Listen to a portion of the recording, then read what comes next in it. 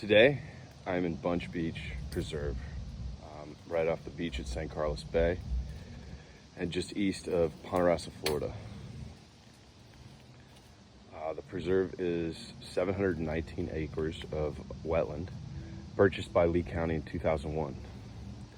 Truly a glimpse of old Florida. This maritime coastal mangrove forest is a very good representation of Florida before the introduction of so many exotic species.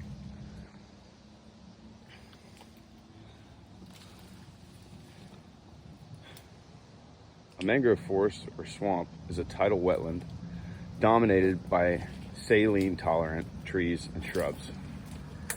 They grow along low-energy coastlines and in rivers and inlets inshore from high-energy coastlines. They grow in oxygen-poor soils and very salty conditions.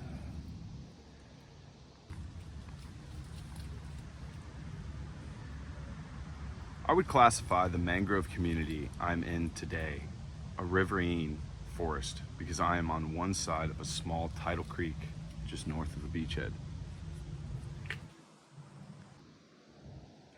There are 4 species of mangroves in Florida: red, black, white, and buttonwood. I've been able to identify 3 of those 4 here today. The one that appears to be the most abundant in this area is the red mangrove.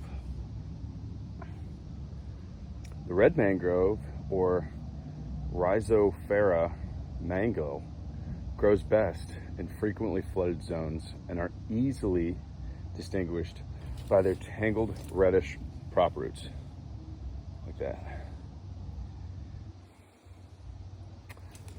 Next to it, we can find this guy. This is a white mangrove. It's the least cold tolerant of the 4 species of mangroves, and it only is found in abundance in the southernmost areas of Florida. And here, we can see this is a buttonwood. Though buttonwood, which gets its name from dense button-like flowers that it grows. I don't see any on it right now, but you can tell it by the leaf growth. The leaves grow in an alternate pattern as opposed to an opposite pattern like red, black, and white mangroves.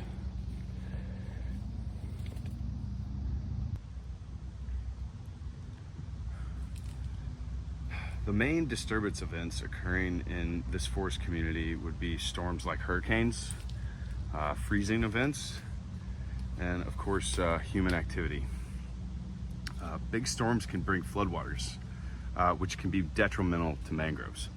Although they grow in and around water, as you can see, they can't tolerate being submerged for extended periods, more than just low and high tides. The primary threat to mangroves has to be coastal development. People like to live near the water.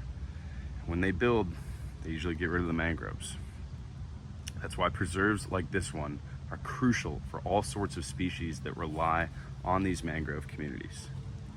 I hope this video has been informative and helped to give you a bit better of an understanding of what makes up this valuable forest community. Go Gators!